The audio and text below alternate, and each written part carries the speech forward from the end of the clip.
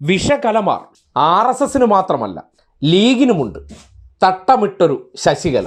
ദേ ഫാത്തിമ തെഹ്ലിയ സ്വരാജിനെ വിളിച്ചത് സംഘമാണത്രേ.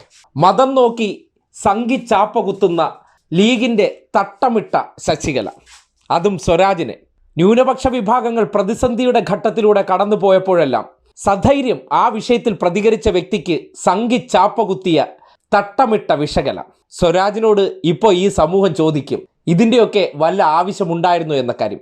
പക്ഷെ ഒരു കമ്മ്യൂണിസ്റ്റുകാരനെ സംബന്ധിക്കുന്നിടത്തോളം ചെയ്യുന്ന പ്രവൃത്തിയിൽ മാത്രമാണല്ലോ ചിന്ത, മനുഷ്യപക്ഷത്താണല്ലോ നിലയുറപ്പിക്കുന്നത്. അതുകൊണ്ട് ഇത്തരം തട്ടമിട്ട വിഷകലമാർ എന്തു പറഞ്ഞാലും അതിനോടൊന്നും ചെവി കൊടുത്ത് മറുപടി പറയാൻ അയാൾക്ക് നേരമുണ്ടാകില്ല. പക്ഷേ ലീഗ് മതേതര പാർട്ടിയാണെന്ന് പറയുമ്പോൾ ലീഗിനകത്ത് തട്ടമിട്ടിരിക്കുന്ന വിഷകലമാരെ കൂടി നാട് കാണാതെ പോകരുത്.